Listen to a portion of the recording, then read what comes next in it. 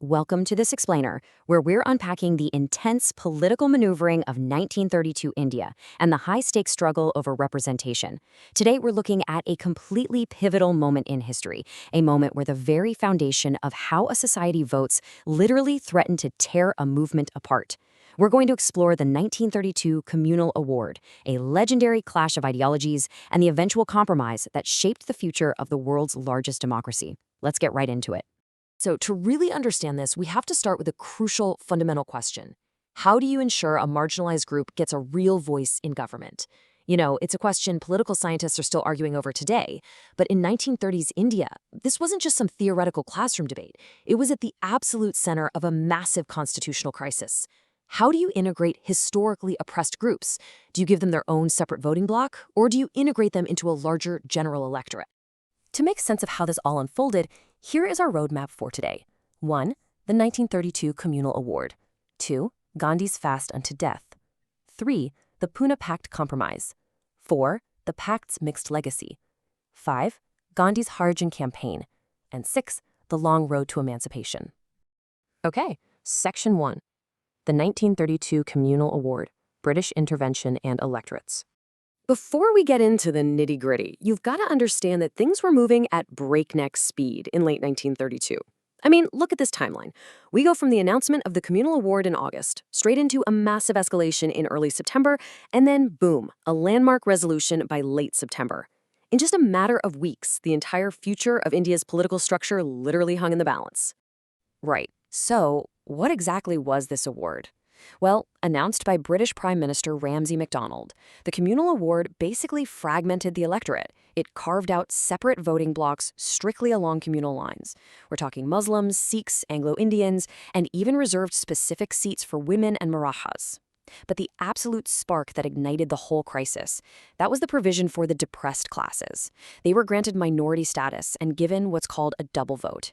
This meant they'd get one vote in a separate electorate exclusively for their own representatives and then another vote in the general electorate. And this was guaranteed for 20 years. Now, the Indian National Congress found itself stuck between a rock and a hard place. Officially, they were strictly opposed to separate electorates. They viewed them as a classic British divide-and-rule tactic.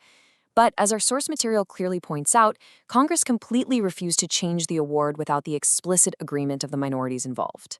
So, politically paralyzed, they essentially decided to just neither formally accept nor reject the award.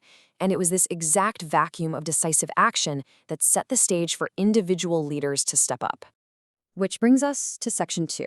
Gandhi's fast unto death, a clash of ideologies. At the very heart of this crisis was a deep, fundamental ideological clash between two absolute titans of Indian history, and they had completely opposing views on how to achieve justice here. Mahatma Gandhi, he demanded a joint, wider electorate. He viewed separate electorates for depressed classes as this sinister attack on Indian unity because he firmly believed untouchables were an integral part of Hindu society. His argument was that separate electorates offered absolutely no real answer to their social degeneration and would just create a permanent roadblock to their integration. But on the flip side, you have B.R. Ambedkar. He viewed a separate electorate as the absolute, definitive tool for actual political power. For Ambedkar, it was literally the only way the depressed sections could secure true representation without just being swallowed up by the majority. Believing the very unity of Hindu society was at stake, Gandhi made an incredibly drastic move.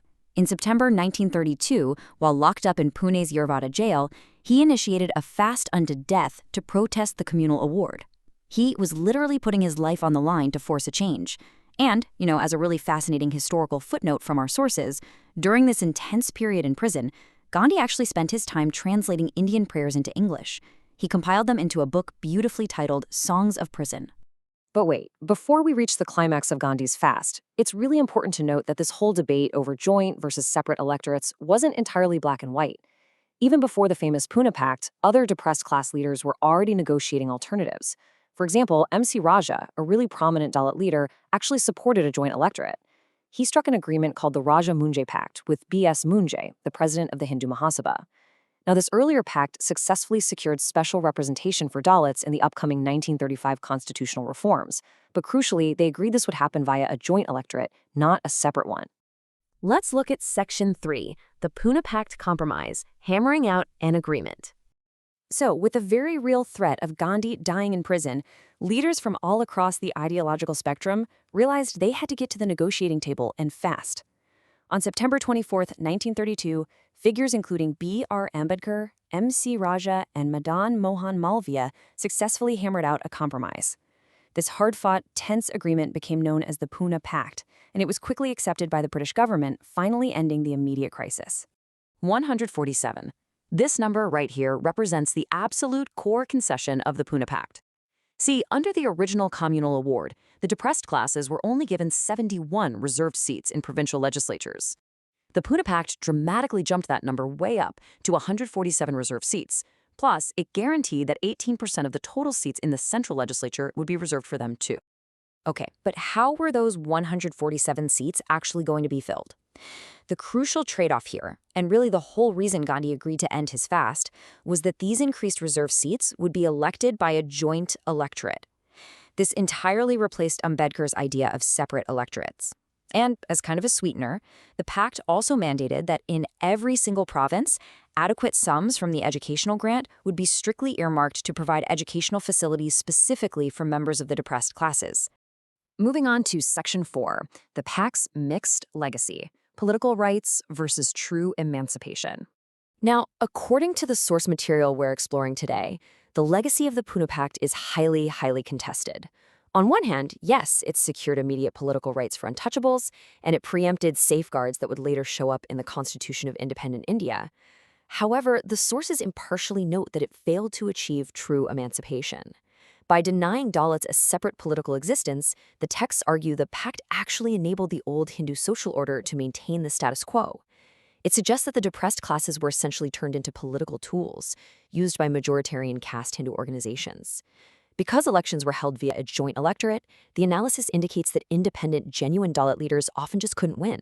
Instead, they lost to candidates heavily supported by majoritarian organizations, candidates explicitly referred to in the sources as puppets or stooges, which ultimately subordinated the distinct identity of the depressed classes and obstructed the path to true equality. All right, Section 5, Gandhi's Harijan Campaign, the push for social reform. Following this massive political compromise, Gandhi recognized that just changing the constitution wasn't going to be enough. He popularized the term Harijan, meaning children of God, to refer to communities traditionally considered untouchable. To spread this message, he started publishing 3 weekly journals from 1933 onward: Harijan in English, Harijan Bandhu in Gujarati, and Harijan Sevak in Hindi. But he didn't just sit and write. Based on principles of humanism and reason, forcefully arguing that religious shastras actually do not sanction untouchability and should just be ignored if they did, Gandhi embarked on a grueling Harijan Yatra. This was a massive countrywide tour, covering 12,500 miles over 9 months.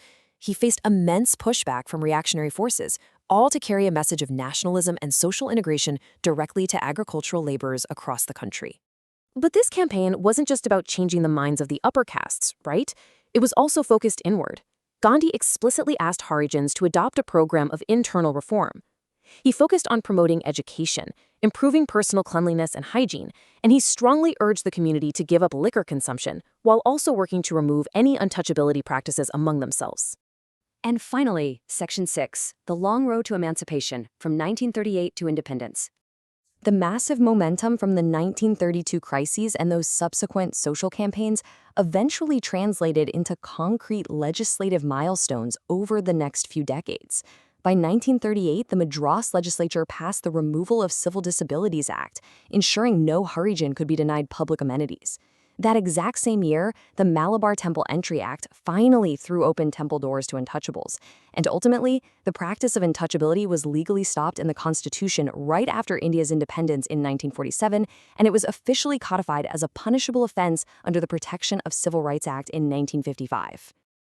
As we wrap up this explainer, I want to leave you with a provocative thought, one that echoes all the way from the prison cells of 1932 right into today's political science debates on how we design fair democratic systems. Looking at the incredibly mixed legacy of the Poona Pact, we have to ask ourselves, does a joint electorate truly guarantee equal representation, or does it just guarantee representation on the majority's terms? It's a fascinating question about the real mechanics of democracy, and I hope exploring these historical sources today has given you a powerful new lens to view it through. Thanks so much for learning with me today.